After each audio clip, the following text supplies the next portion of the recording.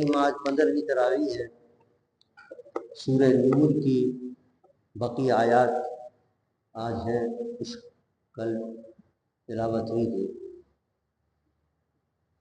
اس کو سورہ نور اس لیے کہتے ہیں اس میں اللہ کی نورانیت کا ذکر ہے کہ اللہ زمین و آسمان کا نور، اور اس کی دوسری وجہ یہ بھی ہے اس کو نور اس لیے بھی کہتے ہیں اس میں ایسے ایسے احکامات دیے گئے ہیں کہ جس کو اگر ہم اپنی زندگی کے اندر اختیار کریں، اس کا عمل کریں، ہماری زندگی، ہمارا معاشرہ نور سے معمول ہو، اس لیے اس کو نور کہتے ہیں۔ جیسے اب یہ پہلا حکم آیا کہ اپنے گھر میں جب کسی گھر میں جب جاؤ تو اجازت مانگ کے جاؤ، سلام کر کے جاؤ، یہ نہیں کہ دروازہ کھول اندر چلے گئے، پتہ نہیں وہاں کے رہائشی کس حال میں ہو، کس طرح ہو۔ کہ جب بھی جاؤ یہ آداب سکھا رہا ہے قرآن ہمیں کہ جب بھی کسی گھر میں جاؤ تو پہلے دستک دے کے، اجازت دے کے، پھر سلام کر کے جاؤ۔ مردوں اور عورتوں کو دونوں حکم دیا جا رہا ہے کہ اپنی نگاہوں کو نیچے رکھیں اور اپنی شرمگاہوں کی حفاظت کریں۔ سب سے پہلے گناہ شروع ہوتا ہے نگاہ سے۔ اگر نگاہ کو کنٹرول کر لے آدمی تو گناہوں سے بچتا چلتا ہے۔ تو سب سے پہلے اللہ نے حکم دیا ہے کہ عورتیں مرد جو اپنی نگاہوں کو کنٹرول رکھیں، اور پھر بھی اگر گناہ ہو جائے تو پھر اپنے کیا نام ہے نفسانی خواہشات کو کنٹرول کریں۔ پردے کا حکم دیا جا رہا ہے کہ اپنے جو رشتہ دار ہیں، سگے رشتہ دار جیسے شوہر ہے، والد ہے، سسر ہے، بیٹا، اور کیا نام ہے بھائی، بھتیجے، بھانجے، ان کے علاوہ کسی پر عورتیں جو ہے اپنا زینت جو ہے وہ ظاہر نہ کریں اور دیگر لوگوں سے پردے اپنے پردوں کا حکم ہے کہ پردہ اس طرح کیا جائے کہ اپنے دوپٹوں کو، اپنی چادروں کو اپنے سینے پر ڈالے۔ آگے حکم دیا جا رہا ہے کہ اگر مرد اور عورتیں حقوق زوجیت ادا کر سکتی ہوں تب تو وہ نکاح کریں، لیکن اگر وہ حقوق زوجیت ادا نہیں کر سکتے تو پھر نکاح نہ کریں۔ اس میں دو چیزیں پتہ چلیں اس حکم کے اندر۔ ایک تو یہ کہ جلدی نکاح کرنے کی ترغیب ہے، جب دیکھا کہ بچے اتنے ہو گئے بڑے کہ حقوق زوجیت ادا کر سکتے تو شادی کر دیں۔ اب یہ ہمارے حکمراں جو شرط رکھ رہے ہیں صاحب 18 سال سے پہلے نہیں کر سکتی، یہ غلط، یہ شاید کے خلاف ہے اور اسلام کے حقیقت کی اور اسلام کے احکامات کے خلاف ہے۔ انسان زنا سے بچ جاتا ہے، جیسے ہی بچہ لائق ہوا حقوق زوجیت ادا کرنے تو اس کی شادی کر۔ پھر فرمایا کہ اللہ تعالیٰ کی مثال دی جا رہی ہے کہ اللہ تعالیٰ کی مثال جو اس کی نور کی وہ ایسی ہے جیسے کوئی طاق ہے، طاق کے اندر ایک فانوس رکھا ہوا ہے، فانوس کے اندر چراغ جل رہا ہے۔ تو یہ جو مثال دی گئی ہے علماء فرماتے ہیں اس سے حضور اکرم صلی اللہ علیہ وسلم کا سینہ مبارک مراد ہے۔ طاق سے حضور کا سینہ مراد ہے، اور اس کے اندر ایک فانوس ہے، اس سے حضور کا قلب مراد ہے، اور اس کے اندر چراغ ہے وہ اللہ کا نور ہے جو اللہ نے اپنے محبوب کے قلب میں عطا فرمایا۔ فرمائے کہ زمین آسمان کی پھر وہی توحید کے دلائل آ رہے ہیں بار بار۔ زمین آسمان کی گردش کو دیکھو کس طرح پابندی کے ساتھ دن آ رہا ہے، رات آ رہی ہے، پھر رات اور پھر دن آ رہا ہے۔ اور پرندوں کو دیکھو، ان کی اڑان کو دیکھو کس طرح اڑتے ہیں۔ جہاز اڑتا ہے پہلے جناب اس کا رنوے ہونا چاہیے، اس میں اترتا ہے بڑی مشکل سے، اور یہ پرندے جب چاہتے ہیں جہاں چاہتے ہیں اڑ رہے ہیں، بیٹھ رہے ہیں، روانہ ہو رہے ہیں۔ کس قدر کثیر تعداد کے اندر ان کی قدرت، اللہ کی قدرت نظر آتی ہے۔ چوپایوں کو دیکھو، یہ تمام دلائل ہیں اللہ کی وحدانیت کی، کوئی ہے کائنات میں پیدا کرنے والا، بنانے والا، اس کو دیکھ کر ایمان لاؤ۔ مومن و منافق کی نشانی بیان کی جا رہی ہے کہ وہ بھی بظاہر تو وہ بھی نماز پڑھ رہا ہے، مومن بھی، اور منافق بھی نماز پڑھ رہا ہے، لیکن ان کا حقیقت کا کب پتہ چلے گا کہ یہ منافق ہے اور یہ کیا نام ہے مومن ہے؟ جب اس کی ذاتی نقصان کوئی آئے گا اللہ کے حکم کے آگے تو وہ چھوڑ چلا جائے گا اللہ کے حکم کو، اور مومن جو ہوگا وہ کہے گا میرا ذاتی نقصان ہو کچھ بھی اللہ کا حکم ہے میں اس پر عمل کروں گا۔ یہ پتہ چلے گا کہ یہ منافق ہے یا کیا نام ہے سچا مومن۔ اب دیکھیں نا اللہ کا حکم آ گیا سود چھوڑ، اب اس کو فائدہ ہو رہا ہے سود کے اندر تو کہ میں نہیں چھوڑ، اس کا مطلب یہ منافق ہے۔ جب اللہ کا حکم آ گیا تو پھر نہیں دیکھنا اپنے فائدے کو نقصان۔ اللہ نے وعدہ کیا ہے کہ ہم تمہیں حکومت عطا کریں گے، تو دیکھیے کیسی حکومت اللہ نے عطا کی۔ مدینے سے حکومت بڑھتے بڑھتے جناب پورے یہاں تک سندھ تک آ گئی، محمد بن قاسم سندھ تک آ گئی، اور پورے عرب کے اندر اسلام کا بول بالا تھا، اسلام کی حکومت، مسلمانوں کی حکومت قائم کی۔ چھوٹے بچوں کو حکم ہے کہ جو نوکر ہوتے ہیں، خادم ہوتے ہیں، ان کو حکم ہے کہ فجر سے پہلے اور قیلولے کے وقت نماز عشاء کے بعد کمرے میں اجازت لے کر جائے، حالانکہ چھوٹے بچے ہوں لیکن ان کو بھی تہذیب سکھائی جا رہی ہے، جو خادم ہوتے ہیں چھوٹے ان کو بھی تہذیب سکھائی جا رہی ہے کہ یہ وقت سونے کا ہوتا ہے. حالانکہ تم آتے جاتے رہتے ہو، رہتے چھوٹے ہو، نابالغ ہو، لیکن پھر جن کو تہذیب سکھائی جا رہی ہے کہ ایسے وقت کے اندر سونے کا وقت ہوتا ہے، نماز کس حالت کے اندر لوگ سو رہے ہوں گے، تو لہٰذا جب جاؤ تو گھر کے اندر دستک دے کے جاؤ، اجازت دے کے جاؤ. اور جب بالغ ہو جائیں تو پھر کیا نام ہے، یہ صرف یہ 2 وقت کی قید نہیں ہے، بلکہ جب بھی گھر میں جائیں تو اجازت دے کے جائیں، ہر وقت بغیر اجازت نہ جائیں. بوڑھی عورتوں کو اجازت دی جا رہی ہے کہ اگر وہ اس عمر کو پہنچ گئی کہ نکاح کی عمر نہیں، بہت بوڑھی ہو گئی، تو اگر وہ پردہ نہ بھی کرے اور تو ان کے لیے کوئی حرج نہیں، کر لے تو بہت اچھا ہے. جب گھر میں داخل ہو تو کس طرح داخل ہو؟ گھر میں گھر والوں کو سلام کرو، السلام علیکم کہہ کے پھر گھر میں داخل، سلامتی کا پیغام دیتے ہوئے پھر جاؤ. فرمائے کہ جب ہمارا محبوب بلائے تو حاضر ہو جاؤ، اور جب وہ اجازت دیں ان کی محفل میں بیٹھو، اور جب وہ اجازت دیں تو پھر چلے جاؤ. اور یہ آداب ہے حضور کی محفل کے آداب. حضور نے بلایا کسی کام کے، حاضر آ گئے، پھر بیٹھے رہو جب تک خود حضور اجازت نہ دے، اس وقت تک نہ ہلو. حضور اجازت دیں تو پھر چلے جاؤ. پھر فرمایا کہ اپنے حضور کے محفل کا آداب سکھایا جا رہا ہے کہ حضور کو اس طرح نہ پکارو جس طرح تم اپنے آپس میں ایک دوسرے کو پکارتے ہو. اس کے 2 معنی ہیں. ایک معنی تو یہ کہ اونچی آواز سے پکارنا، ایسے نہیں پکارو بلکہ آہستہ ادب کے ساتھ پکارو. دوسرا یہ بھی اس کے معنی ہے کہ تم اپنے لوگوں کو ان کا نام لے کے پکارتے ہو. زید ادھر آ جاؤ، خالد ادھر آ جاؤ، بکر ادھر آ جاؤ. اللہ فرماتے ہیں ہمارے محبوب کو نام لے کے مت پکارو، بلکہ اچھے اور خوبصورت پیارے الفاظ سے پکارو. یا محمد کہہ کے نہیں پکارو، بلکہ یا رسول اللہ، یا نبی اللہ، یا حبیب اللہ کہہ کے پکارو. اب اس میں اللہ خود ہمیں اجازت دے رہا ہے کہ اچھے لقب سے پکارو. لوگ کہتے ہیں نہیں کسی طرح بھی پکارو گے تو وہ کیا کریں، شرک ہو جائے. کمال. اس میں اللہ کہہ رہا ہے کہ برے لقب سے مت پکارو، اچھے لقب سے پکارو. اور یہ کہتے ہیں نہیں اگر یا نبی اللہ کہہ کے پکاریے تو شرک ہو. عجیب لوگوں نے عقیدے قائم کر رکھے، اللہ ہدایت دے ان کو. پھر فرمائے کہ جو اللہ کے احکامات کی اور حضور کے حکم کی خلاف ورزی کریں گے پھر وہ فتنے میں پڑ جائیں گے اور عذاب میں پڑ جائیں گے. اب وہ کئی قسم کے فتنے پیدا کیے نا ہمارے ملک کے اندر، کتنے اللہ کے احکامات کے خلاف قانون بنائے جا رہے ہیں. اب فتنے پیدا ہو رہے ہیں.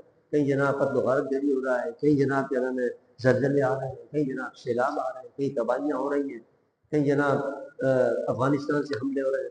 یہ سارے جو مصیبتیں، ہندوستان سے حملے ہو رہے ہیں، یہ سارے جو فتنے مصیبتیں ہو رہی ہیں اس وجہ سے کہ ہم اللہ کے احکامات پر عمل نہیں کرتے. سورہ فرقان شروع ہو رہی ہے جس میں فرمایا کیا کہ اپنے محبوب کے لیے فرمایا کہ یہ قرآن جو ہے یہ برکت والی رات میں نازل ہوا، ہم نے بندے پر اپنے نازل کیا ہے جو سارے جہانوں کو ڈر سنانے والا. لیکون للعالمین نذیر فرمایا کہ یہ سارے جہانوں کے لیے ڈر سنانے والا. یعنی حضور جو ہے اس سے پتہ چلا کہ صرف انسانوں کے لیے نبی بن کر نہیں آیا بلکہ ساری کائنات کے نبی بن کر. اور جہانوں کے اندر تو کیا نام ہے چرند پرند بھی آ گئے، بہوچ طیور بھی آ گئے، جنات بھی آ گئے، فرشتے بھی آ گئے، درخت بھی آ گئے. کائنات کے اندر جو کچھ ہے اللہ نے سب کے لیے محمد مصطفیٰ کو نبی بنا کر دیا. حضور کی نبوت جو ہے وہ بڑی وسیع اور بڑی عام ہے، وہ صرف انسانوں تک محدود نہیں ہے. اسی لیے حضور نے فرمایا، حدیث سے بھی آتا ہے، حضور نے فرمایا ارسلت الی الخلق کافۃ، میں ساری اللہ کی مخلوق کے لیے نبی بنا کر بھیجا گیا.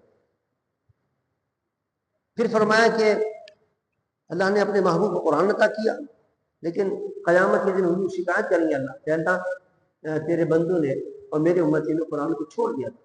اب قرآن کو چھوڑنے کے کئی معنی کہ پڑھیں گے نہیں قرآن. اب آپ دیکھ لیں کہاں تلاوت ہوتی ہے، گھر میں پہلے تو تلاوت ہوا کرتی تھی، اب کوئی صبح تلاوت ہی نہیں کرتا لگتی. حتیٰ کہ تراویح کے کیا اس میں رمضان میں بھی تلاوت مطلب انہیں چھوڑ دیا، ورنہ پہلے سب لگ جائے گا تو تلاوت نہیں کرتا. قرآن کو چھوڑ دیا. پھر قرآن پر عمل نہیں کرتے، قرآن کے احکامات نہیں سنتے، پھر اس قرآن کے احکامات پر عمل نہیں کرتے، یہ بھی قرآن کو چھوڑنا ہے. مختلف صورتیں قرآن کی وہ سب اس وقت آئی جاتی ہیں کہ قرآن کو انہوں نے چھوڑ دیا، قرآن پر عمل نہیں کرتے. اس کے بعد فرمایا کہ قدرت کی کیسی کیسی نشانی، یعنی انسان پھر بھی ایمان اللہ حیران. اللہ فرماتا ہے یہ بھی ہماری قدرت کی نشانی ہے. ایک دریا ایسا بھی ہے کہ جس کے اندر ایک طرف کھارے پانی جا رہا ہے اور ایک طرف کیا نام ہے میٹھا پانی جا رہا ہے، اور دونوں برابر ہیں، برابر چل رہے ہیں. اس کے اندر کوئی درمیان میں کوئی دیوار بھی نہیں ہے.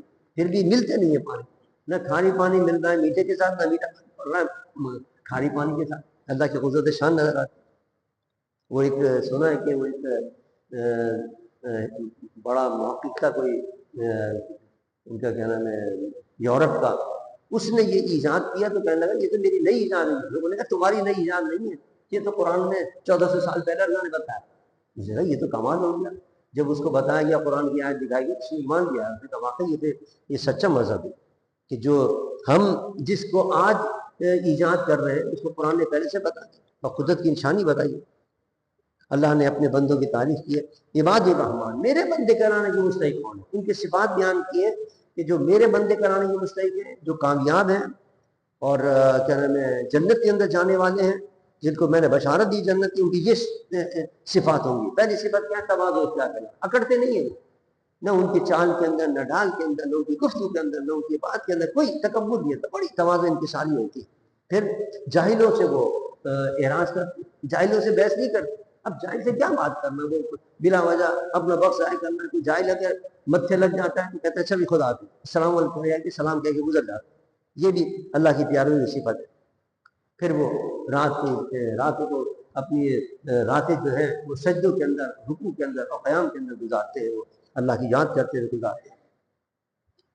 اللہ کے عذاب کا خوف ان کے دل میں، اور کہتے رہتے ہیں اللہ اپنے عذاب کو ہم سے ہٹا لے، جہنم بڑی خطرناک جگہ ہے، وہ ہمیں نہ بھیجے ان کو. یہ اللہ کی بارگاہ کے اندر عذاب سے پناہ مانگتے رہتے ہیں، اس کے خوف سے لرزتے رہتے ہیں.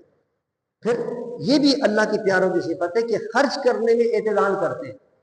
یعنی نہ تو بہت زیادہ خرچ کرتے ہیں کہ سارا پیسہ لٹا دیا، اب گھر میں بیٹھے رہے، گھر میں کھانے کو بھی نہیں، یا اتنا بخل کرتے ہیں کہ بچوں کو بھی کچھ نہیں کھلا رہے، سارے بچے بھوکے مر رہے ہیں. اللہ فرماتا ہے نہیں، میرے بندوں کی اور میرے پیاروں کی یہ صفت ہے کہ وہ نہ بہت زیادہ خرچ کرتے ہیں، نہ بہت زیادہ کیا نہ بخل کرتے ہیں، درمیانی راہ اختیار کرتے ہیں. اور کیا نام ہے خرچ کرنے کے اندر میانہ روی اختیار کرتے ہیں، اقتصادیات اختیار کرتے ہیں. اس کے بعد فرمایا کہ ان کی دوسری صفت یہ ہے کہ شرک سے اجتناب کرتے ہیں، شرک نہیں کرتے. اللہ کے ساتھ کسی کو شریک کرتے، نہ اس کی ذات کے اندر، نہ اس کی صفات کے اندر کسی کو شریک نہیں کرتے. قتل نہیں کرتے، نہ قتل نہیں کرتے، بلا وجہ کسی کو قتل نہیں کرتے. زنا سے بچتے ہیں، وہ بدکاری سے بچتے ہیں، جھوٹ سے بچتے ہیں، جھوٹی گواہی نہیں دیتے وہ، اور بری مجلسوں سے بچتے ہیں، برے لوگوں کے ساتھ نہیں بیٹھتے ہیں کیونکہ یہ اس کے اثرات مرتب ہوتے ہیں صحبت کے لیے. پھر وہ اللہ کی بارگاہ میں دعا کرتے ہیں اللہ ہمیں ایسی اولاد اور ایسی بیویاں عطا کر جو ہماری آنکھوں کی ٹھنڈک، ہمارے لیے مصیبت نہ بن جائے. تو اولاد مصیبت بن جاتی ہے، بعض بیویاں مصیبت بن جاتی ہیں آدمی کے لیے. تو اللہ نے فرمایا یہ دعا کیا کرو کہ اللہ ہمیں ایسی اولاد عطا فرما اور ایسے گھر والے عطا فرما جو ہماری آنکھوں کی ٹھنڈک ہو. تو یہ دعا کرنا بھی اللہ کو پسند ہے. اللہ صفت میں بیان کر رہا ہے اپنے بندوں کی صفات. سورہ شعراء شروع ہوتی ہے، اس کے اندر بھی قرآن کی عظمت کو بیان کیا گیا ہے. اور اس کے بعد حضور اکرم صلی اللہ علیہ وسلم لوگوں کو ایمان لانے کی ترغیب دیتے تھے کہ بھئی ایمان لاؤ. مشرکوں کو وہ جب ایمان نہیں لاتے تھے اور جب حضور کو کیا نام ہے بری بری باتیں کرتے تھے، توہین کیا کرتے تھے، تو حضور کے دل کو ایزا پہنچتی تھی. تو پھر اللہ تبارک و تعالیٰ یہاں تمام انبیاء کا ذکر فرما رہا ہے. حضرت موسیٰ کا ذکر ہے، حضرت شعیب کا ذکر ہے، حضرت نوح کا ذکر ہے کہ محبوب دیکھیے ان نبیوں کے جو امتی انہوں نے بھی ایسا حرکت کی ہے کہ اپنے نبیوں کی بات نہیں مانی اور ان کو ایزا پہنچائی ہے، ہم نے ان کو عذاب دیا ان کو. تو یہ آپ اس پہ فکر نہ کیا کیجیے، غمزدہ نہ ہوا کیجیے. اور کیا نام ہے آپ کا کام پہنچانے کا آپ نے پہنچا دیا. اپنی محبوب کو تسلی دینے کے لیے اللہ نے کیا فرمایا کہ ہم آپ کے دیکھ رہے ہیں، آپ کے قیام کو، سجود کو، آپ ہماری نظر میں. آپ مطلب یہ کہ یہ کتنی بڑی سعادت ہے اور کتنا بڑا مرتبہ ہے حضور کو مل رہا ہے کہ اللہ فرما رہا ہے کہ ہم آپ پر نظر رکھ رہے ہیں، ہماری نظر ہے آپ کے اوپر. یعنی دلاصل دی جا رہا ہے، تسلی دی جا رہی ہے، حضور کے مقام اور مرتبے کو بیان کیا جا رہا ہے کہ حضور ہماری نظر کے اندر. اور پھر تمام واقعات بیان کیا جا رہے ہیں فرعون کے کہ فرعون نے کس طرح حضرت موسیٰ علیہ السلام کا دشمن بنا اور حضرت موسیٰ نے اس کو اپنے معجزات بھی ظاہر کیے. اپنے ہاتھ ڈالا جیب کے اندر وہ چمکنے لگا، عصا ڈالا وہ اس کے تمام جادوگروں کو کھا گیا. اور لیکن اس کے باوجود وہ ایمان نہ لایا تو پھر وہ راستے کے اندر تھا اور پانی کے اندر جب حضرت موسیٰ گزر گئے اس کے اندر وہ غرق ہوئی، اس میں غرق۔ حضرت ابراہیم کے بارے میں بتایا جا رہا ہے کہ حضرت ابراہیم کہا کرتے تھے کہ اللہ میرا رب وہ ہے، کون ہے میرا رب؟ جو مارتا بھی ہے اور جلاتا بھی ہے، جو رزق بھی دیتا ہے، جو بیمار پڑے تو شفا بھی عطا کرتا ہے، اور موت و زیش اس کے ہاتھ میں ہے۔